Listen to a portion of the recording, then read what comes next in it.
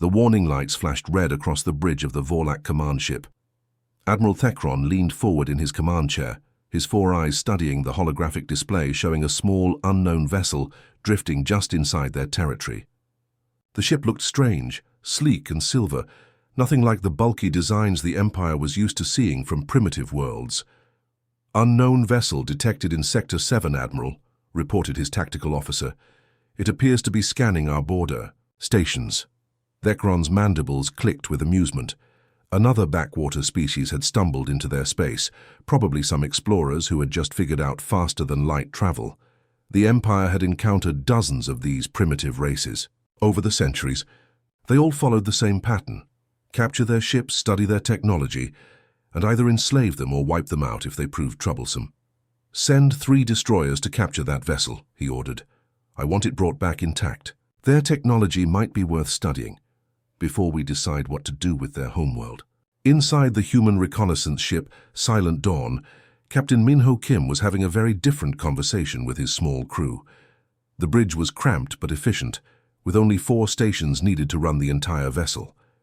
Kim had been on dozens of scouting missions like this one, quietly observing alien civilizations from the shadows to determine if they were ready for peaceful contact.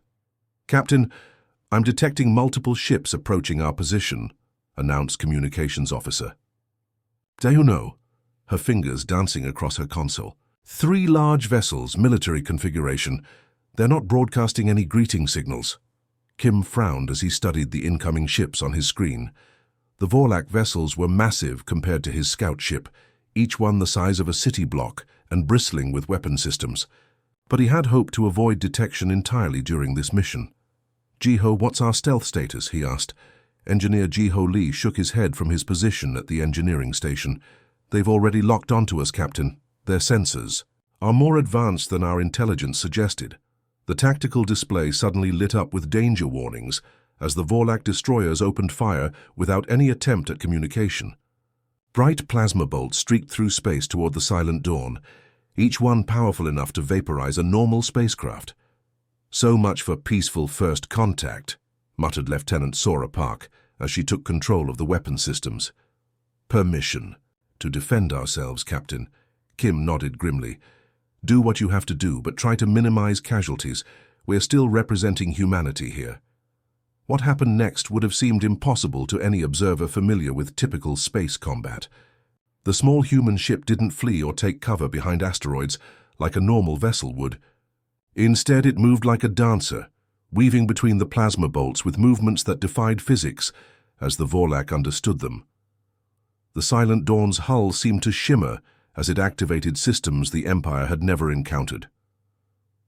Energy barriers that could bend space itself deflected incoming fire, while the ship's engines produced no visible exhaust, but somehow pushed it faster than anything the Vorlak had ever seen.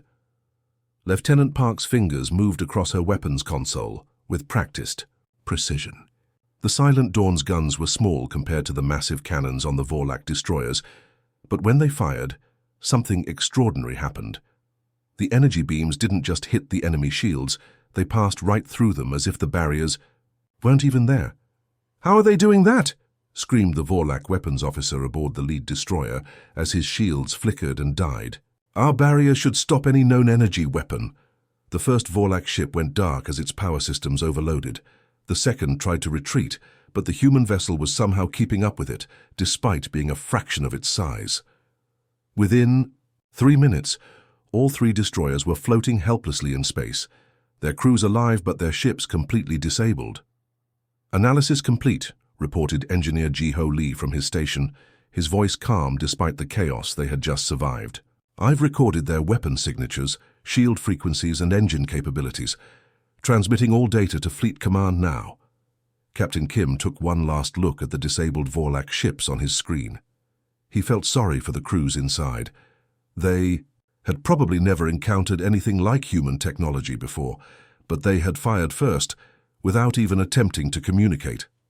"Take us home, Daeun," he ordered, "and send a priority message to Admiral Cho. Tell him the Vorlak Empire is definitely not ready for peaceful contact." The Silent Dawn's hyperspace engines engaged with a sound like reality itself tearing apart. In seconds, the small human ship vanished from Vorlak sensors, leaving only empty space and 3 crippled destroyers. Back on the Vorlak command ship, Admiral Thekron stared at the debris field where the unknown vessel had been. His tactical officers were celebrating, convinced they had destroyed the primitive intruder. They had no idea that the scattered metal fragments were just decoy materials the Silent Dawn had ejected to cover its escape. Another successful conquest. Thekron announced to his bridge crew, "Prepare a report for the Emperor.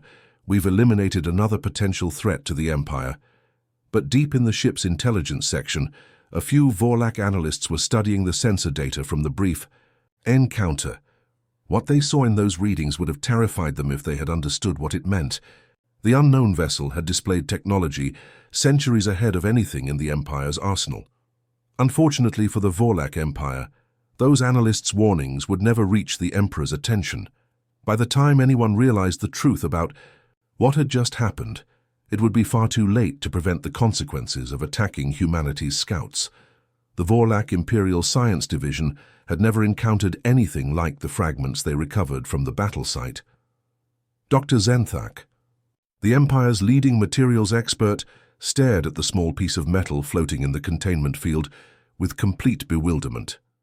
For 3 weeks, his team had run every test imaginable on the debris, and the results made no sense.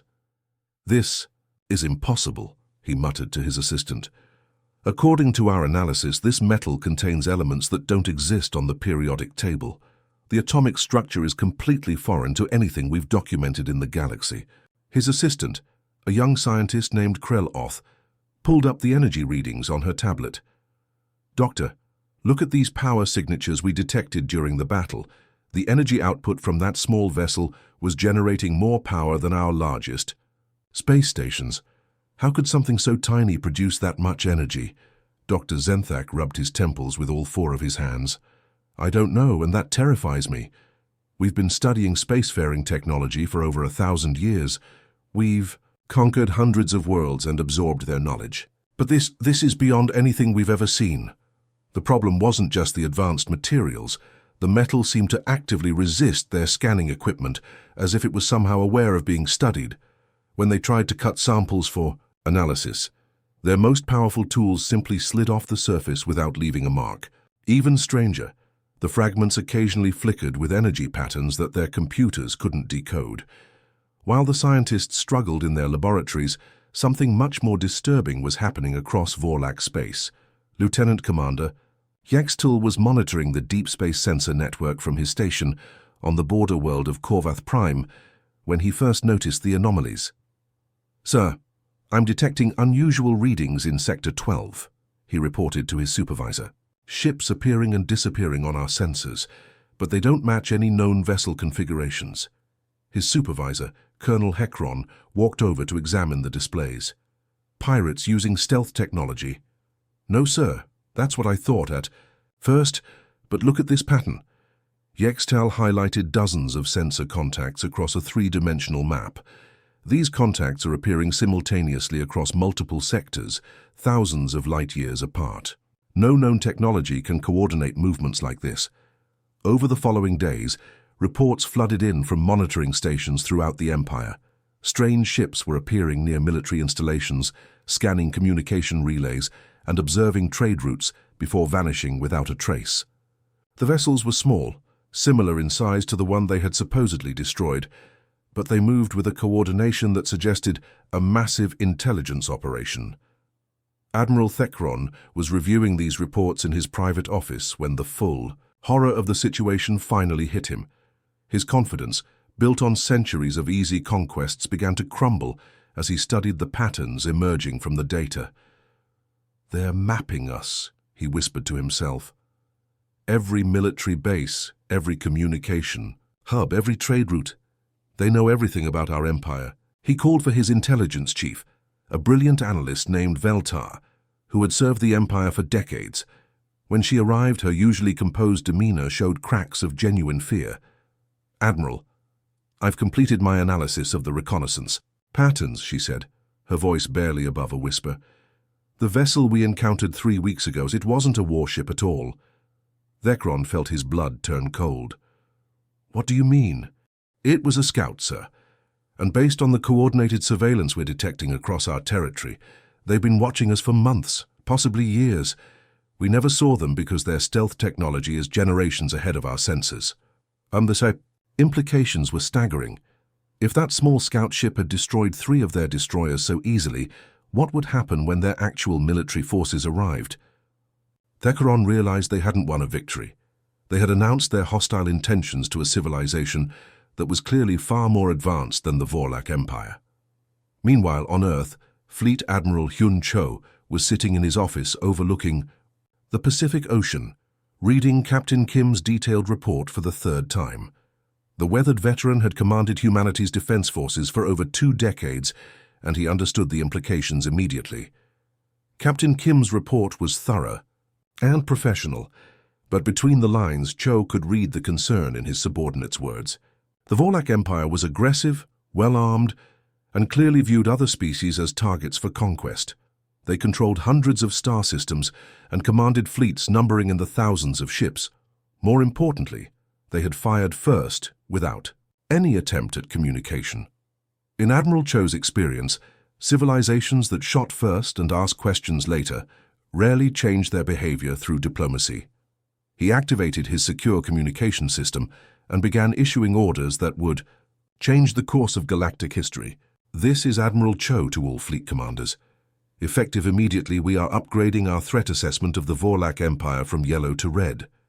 His aide, a young officer named Lieutenant Sung, looked up from his desk with concern. Sir, are we declaring war? Cho shook his head slowly. Not yet, Lieutenant. But we're preparing for the possibility. The Vorlak Empire has made their intentions clear by attacking our scouts. We won't make the mistake of being unprepared when they come looking for Earth. He opened another channel to the 7th Fleet, humanity's most advanced deep space combat force. Admiral Park, this is Fleet Command. Prepare your fleet for immediate deployment to the Outer Rim. Standard reconnaissance protocols are now void. If the Vorlak want to play by violent rules, we'll show them what human military doctrine really looks like. As these orders went out, across human space, thousands of personnel began preparing for a conflict that would determine the future of both civilizations. The Vorlak Empire thought they had eliminated a minor threat, but they had actually awakened something far more dangerous than they could imagine. The first sign that something had gone terribly wrong came when the Vorlak communication relay in Sector 9 simply went silent. Not destroyed, not damaged, just dark. The massive station that coordinated military traffic across 3 star systems stopped responding to all signals as if it had never existed. Within hours, similar blackouts began spreading across the Empire like a plague. Communication hubs, military command centers, and strategic monitoring posts went offline one by one. The pattern was too precise to be coincidence, too widespread to be sabotage, and too clean to be warfare as the Vorlak understood it. In the Imperial Palace on Vorlak Prime, Emperor Korveth paced back and forth in his war room, his massive form casting shadows across the holographic displays showing his crumbling communication network. His generals stood around the table, their faces showing confusion and growing panic. Explain to me how an entire sector can lose communication simultaneously, the Emperor demanded, his voice echoing off the stone walls. Are we under attack or not? General Teknol, the Empire's most experienced military commander, studied the tactical displays with growing bewilderment. Your Majesty, we're not detecting any enemy fleets, no weapon signatures, no debris fields. The installations are simply gone from our network. Gone? The Emperor's voice rose to a roar. Entire. Military bases don't just disappear. Send reconnaissance ships to investigate every silent sector immediately. But when the reconnaissance ships arrived at the dark communication relays, they found something even more disturbing than destruction. The stations were intact, their crews alive and unharmed, but every piece of communication equipment had been surgically disabled. Power systems remained online, life support functioned normally, but the ability to send or receive messages across space had been removed with surgical precision.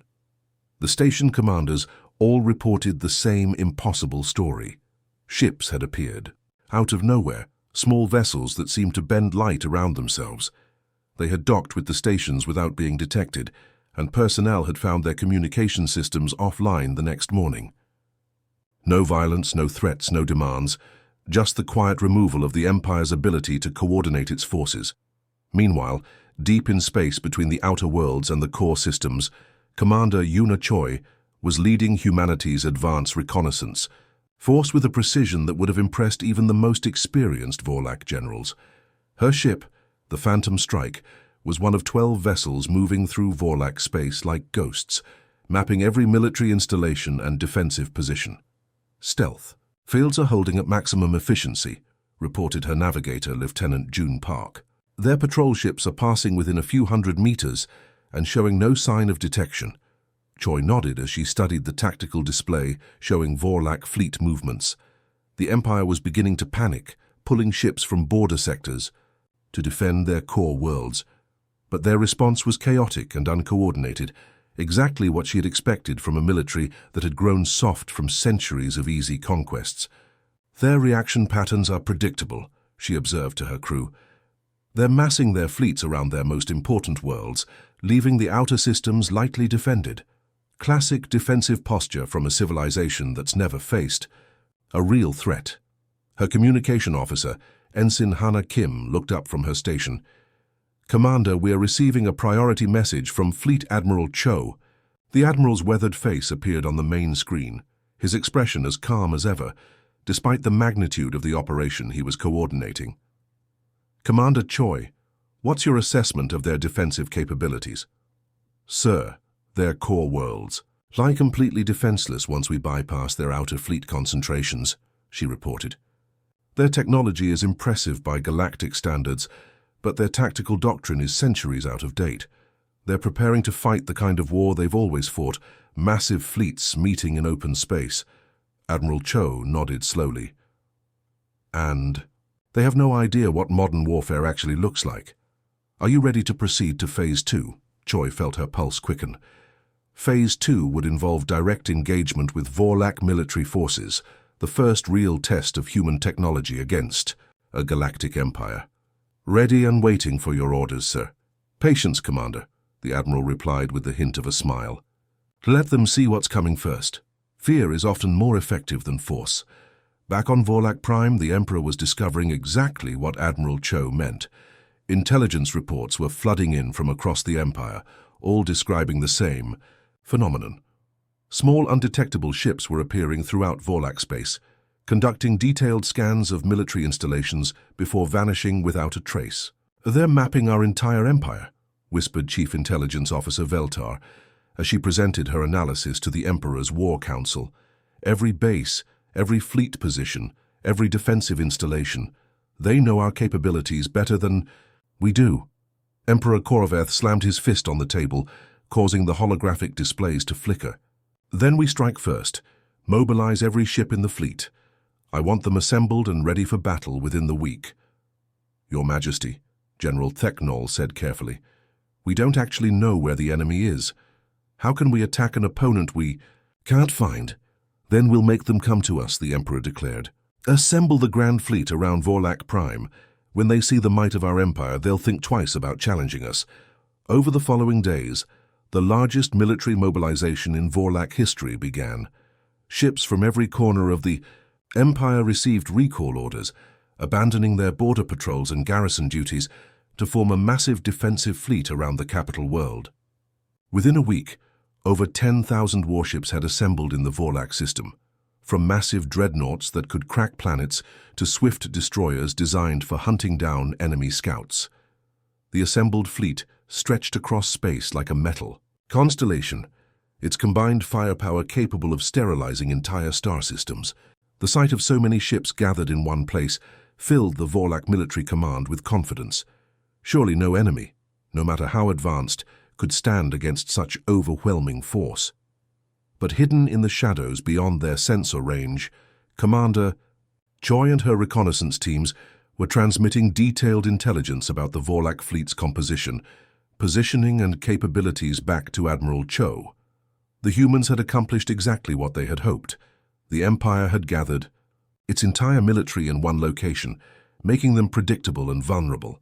"Admiral," Choi reported during her final reconnaissance briefing. They've positioned their fleet in a classic defensive sphere around their homeworld. It's an impressive display of firepower, but tactically, it's a disaster. They've given up all mobility and flexibility for the sake of looking intimidating. Admiral Cho's response was simple and terrifying in its implications. Understood, Commander. Begin final preparations. It's time to show the Vorlak Empire what happens when you attack humanity's scouts.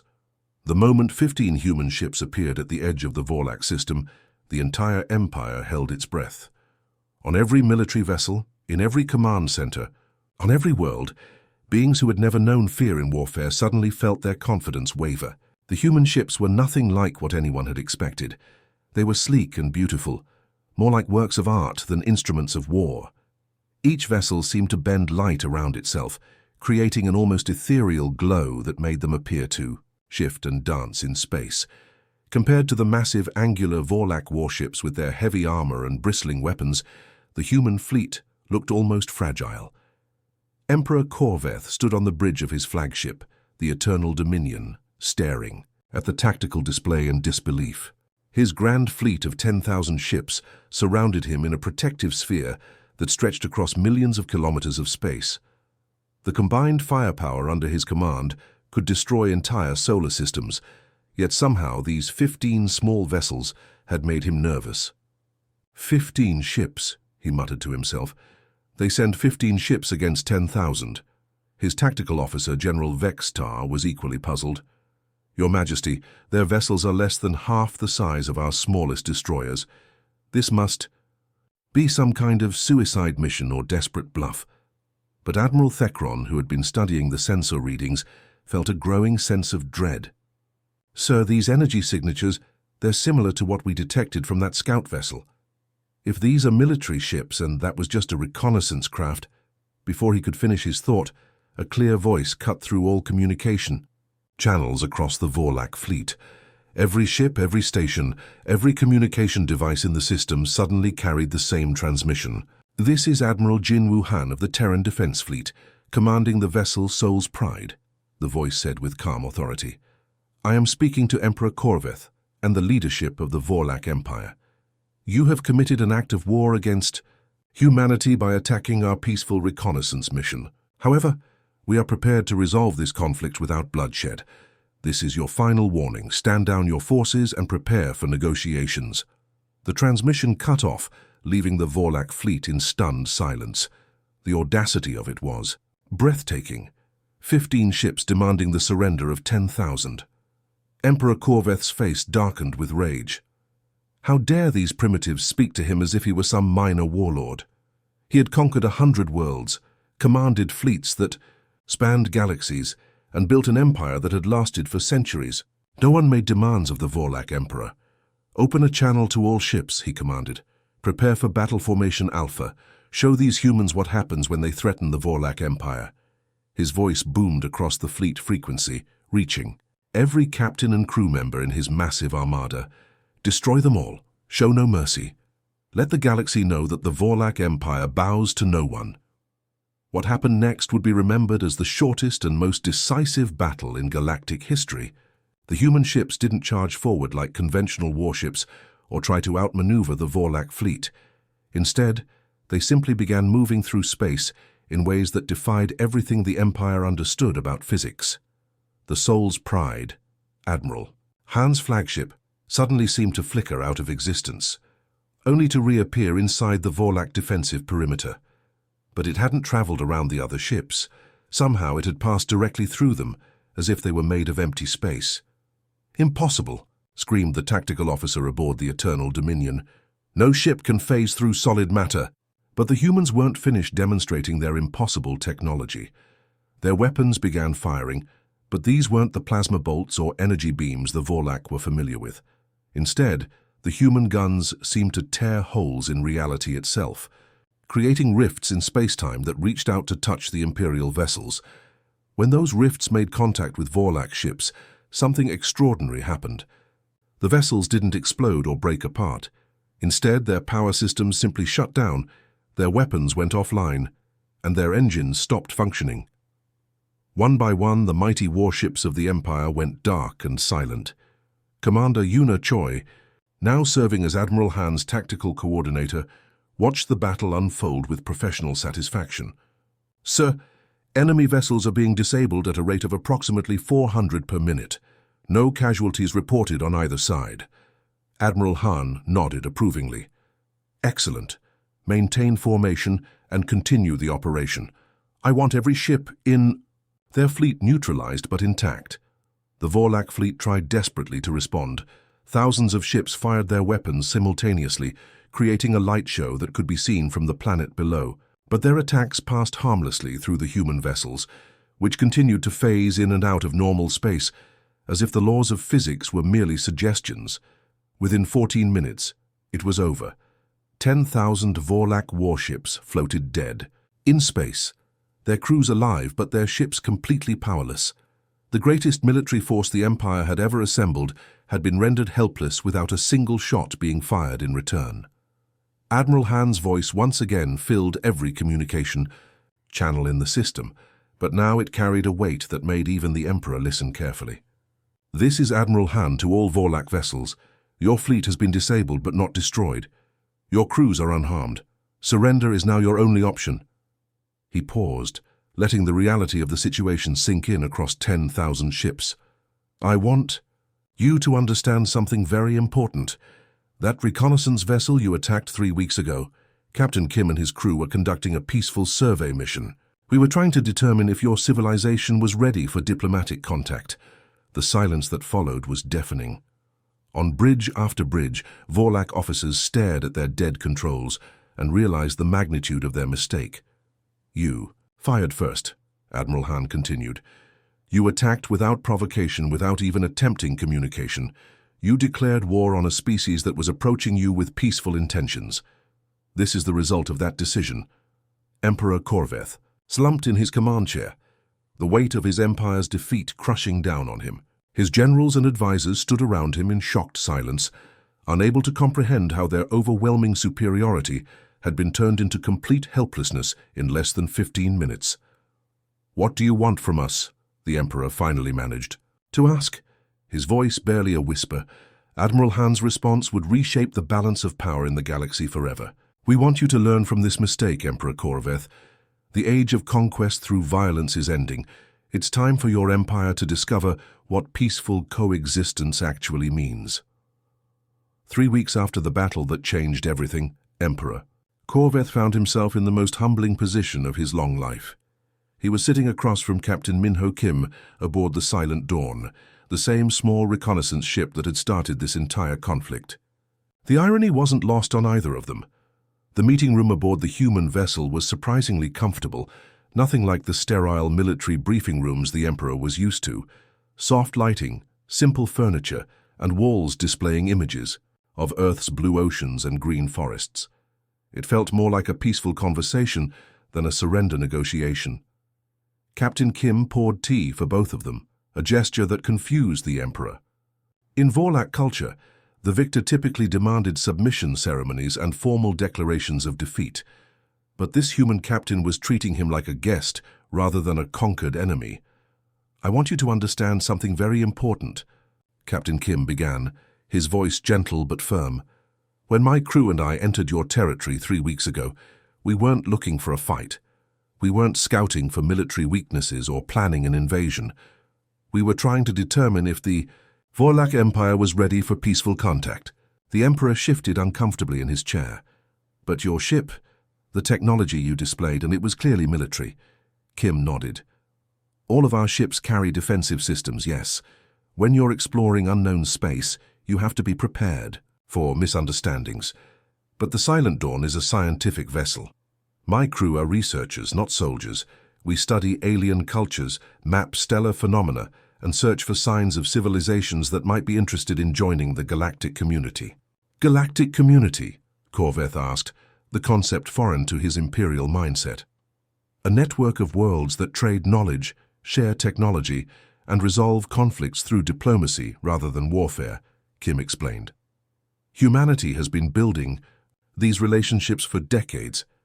We've encountered 47 different species, and 31 of them are now our allies and trading partners. The Emperor struggled to understand this concept. The Vorlak way had always been simple: conquer or be conquered. The idea of voluntary cooperation between equals was almost incomprehensible to him. "But you have the power to rule over all of us," he said. "Your ships, your weapons, you could conquer the entire galaxy if you wanted to." Kim's expression grew sad. "That's exactly why we don't want to. Emperor, true strength isn't the ability to destroy others. It's the wisdom to know when not to use that power. We learned that lesson the hard way during our own history." Before the Emperor could ask what he meant, the door to the meeting room opened and Admiral Hyun Cho entered. The older man carried himself with the quiet authority of someone who had seen too much war and preferred peace. He sat down across from the Emperor and studied him for a long moment. "Emperor Korveth," the Admiral began, "you have a choice to make, not just for yourself but for every being in your empire. The old way of doing things in this galaxy is ending. The age of conquest and domination is over." The Emperor straightened in his chair, trying to maintain some dignity despite his defeat. "What are my options?" "Integration or isolation, Admiral?" Cho replied simply, "You can choose to join the galactic community we're building, learn new ways of solving problems, share your knowledge with other species, and benefit from technologies and ideas you've never imagined. Your people will have opportunities to grow and prosper in ways that conquest never offered." "And if I refuse?" The Admiral's expression remained calm, but his words carried unmistakable weight. "Then humanity will establish protectorates around every Vorlak world. You'll be cut off from interstellar trade, isolated from technological advancement, and watched carefully to ensure you don't threaten other species. Your empire will slowly decline, while the rest of the galaxy moves forward without you." Emperor Korveth sat in silence for several minutes, contemplating the end of everything he had built. His empire, his legacy, his entire way of life. All of it had crumbled in 14 minutes of impossible warfare. But as he looked at these humans, he began to understand something that surprised him. They weren't conquerors, they were teachers. "If I agree to this integration," he asked slowly, "what happens to my people, to the worlds we've conquered?" "Captain," Kim leaned forward, "they get the same choice you're getting. Freedom to join the galactic community or peaceful independence under human protection. The species your empire enslaved will be given the opportunity to govern themselves again. The worlds you conquered can choose their own futures. And the Vorlak homeworld remains yours to govern," Admiral Cho assured him. "But governed according to principles of justice and cooperation rather than domination. We'll provide advisors to help you transition, but the decisions will be yours to make." The Emperor closed his eyes and thought about his options. He could cling to the old ways and watch his civilization slowly fade into irrelevance. Or he could admit that everything he thought he knew about strength and leadership had been wrong. When he opened his eyes, they held a wisdom that hadn't been there before. "I accept integration. My empire, my former empire, will learn these new ways." 6 months later, Captain Minho Kim stood on the bridge of the Silent Dawn, preparing for another reconnaissance mission. But this time, everything was different. His ship wasn't hiding in the shadows, conducting secret surveys of potentially hostile civilizations. Instead, he was openly exploring the Andromeda approach vectors, mapping routes for peaceful contact with whatever species they might encounter. His crew had been joined by observers from 12 different alien species, including a young Vorlak scientist named Kelveth, who had volunteered to learn human exploration techniques. The former enemies were now working side by side, sharing knowledge and perspectives that made every mission more successful. "Captain," reported Lieutenant Sora Park from her station, "we're detecting structured radio signals from the next system. Appears to be a developing technological civilization."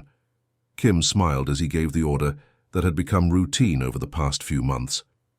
"Standard peaceful contact protocols. Let's see if we can make some new friends." Behind them, the former Vorlak Empire was transforming in ways no one had thought possible. Worlds that had been brutally oppressed for centuries were governing themselves again. Former slave worlds were becoming trading partners. The rigid military hierarchy was being replaced by councils and democratic assemblies. It wasn't perfect, and the transition wasn't always smooth. Centuries of imperial thinking didn't disappear overnight, but slowly, steadily, the Vorlak were learning what it meant to be part of something larger than conquest and domination.